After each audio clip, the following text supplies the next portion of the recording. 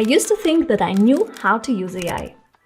I was using it every day and I was getting results, so I felt pretty good about it.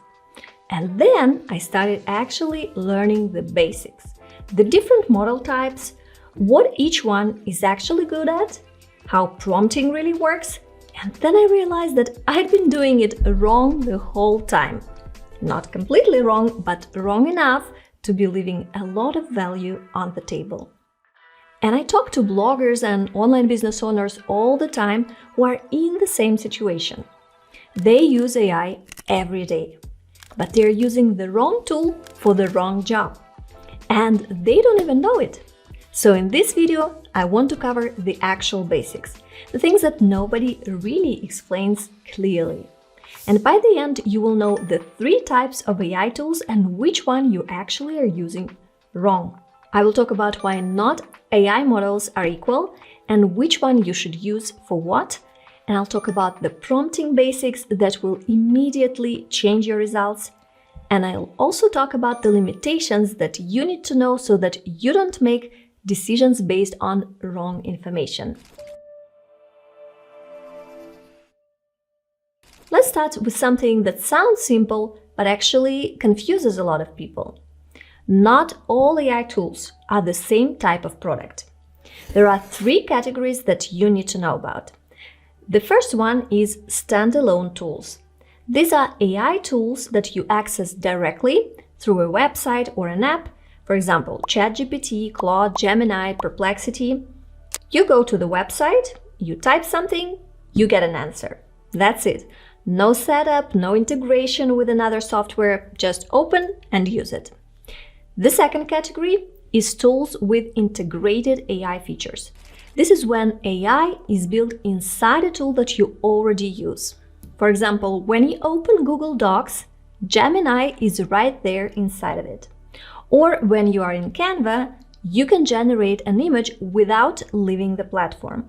The difference is that you're not going to a separate AI tools for generating images. The AI is already inside the software. And the third category is custom AI solutions. This one sounds very technical, but it's actually everywhere. A custom AI solution is an AI system built to solve one specific problem for a specific business. For example, a company might build an AI that reads all their customer emails and automatically sorts them by urgency. Or a hospital might use an AI that only does one thing: detects one specific condition from all their patient data. You probably interact with custom AI solutions every day without even knowing it. When a website recommends products to you, or when an email filters your spam, when a platform shows you content that it thinks that you like, that is a custom AI solution working in the background. Now, why does this matter for you as an online business owner? Well, because when you understand which category a tool belongs to, then you make better decisions about which tools to use and when. You wouldn't use a standalone chatbot when the feature that you need is already built into the software that you are paying for, right? And you wouldn't try to build a custom solution when a standalone tool already does exactly what you need, and sometimes even for free. And if you're still figuring out which AI model to actually use for which task, then I suggest that you take a look at the HubSpot AI Model Cheat Sheet Bundle. This is exactly the kind of resource that I wish I had when I started, because the AI space moves so fast and there are so many models right now that it's hard to keep track. Inside this free bundle, you will find a 1-page Pick Your Model cheat sheet, so you can see at a glance which model is the best choice for each type of task, and a full comparison spreadsheet organized by categories like coding, research, writing, image generation, and more categories.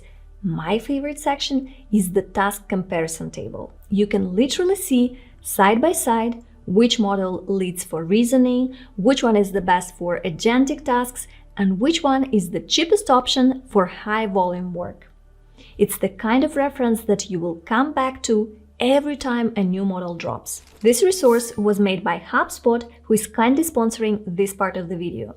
Thank you, HubSpot. The link to download it for free is in the description below. Okay, so now let's talk about something that I see people get wrong all the time. And that is treating all AI models like they're basically the same thing. They're not. Different models are actually better at different things. And once you understand this, you will stop being frustrated when a tool gives you bad results, because you will realize that you were just using the wrong tool for that specific job. And here is what I personally use as a simple guide. Claude is my go-to tool for writing and reasoning. When I need to write a long article, when I need to analyze something carefully or get a well-structured answer, then Claude gives me the best results. It follows instructions very precisely and it learns your style over time. GPT is better for agentic tasks, meaning the tasks where the AI needs to take actions, where it needs to use tools, browse the web, or complete multi-step workflows. If you want AI to actually do things, not just answer questions, then GPT handles this better right now. Gemini is what you want when you are working with very long documents. It has a massive context window, meaning that you can literally paste in an entire book and it will read and analyze the whole thing. If you have a long PDF, if you have a big spreadsheet or a lengthy transcript, Gemini is the one to use. And if you're doing something at high volume and you need to keep costs low, like if you want to generate a lot of content or run something repeatedly, then check out DeepSeek, because at the moment it is the cheapest viable option.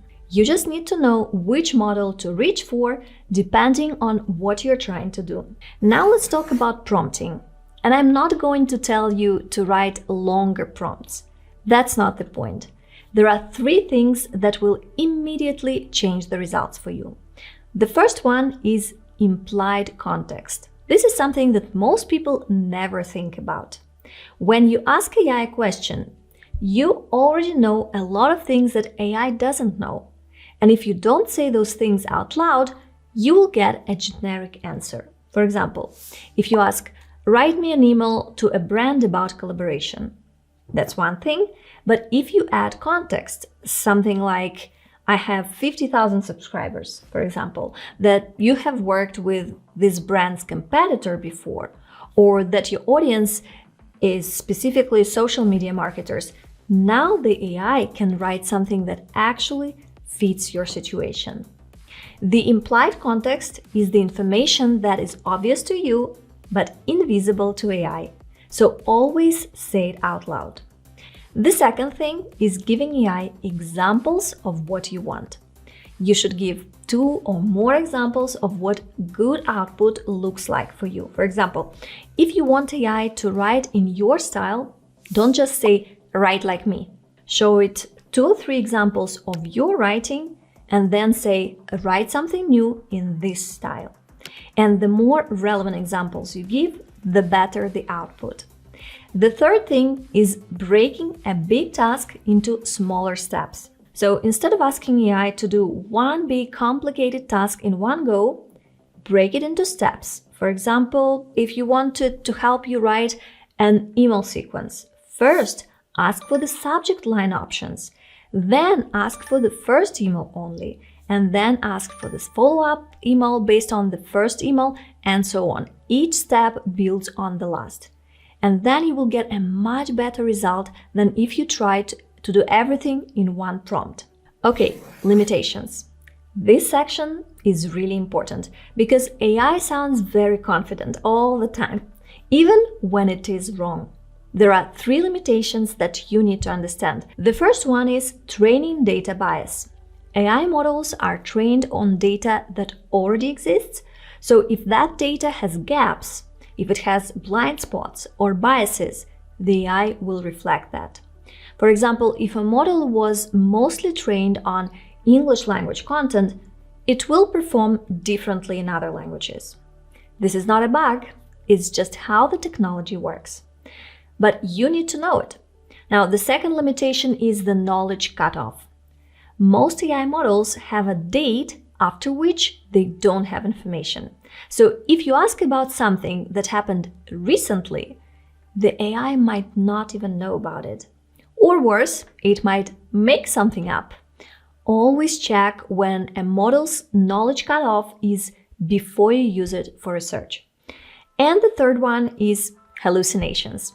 This is when AI generates information that sounds completely real and confident, but it is just wrong. And it might give you a fake statistic or a fake quote or a fake source that doesn't even exist.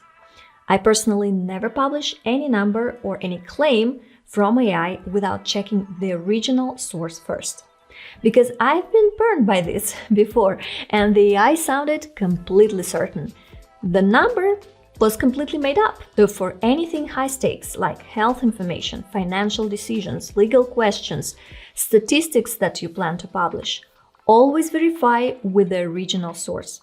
And if you want to go deeper on any of these topics, I have a whole playlist on AI tools for online business owners. I'll link it for you up there, and I'll see you in my next video.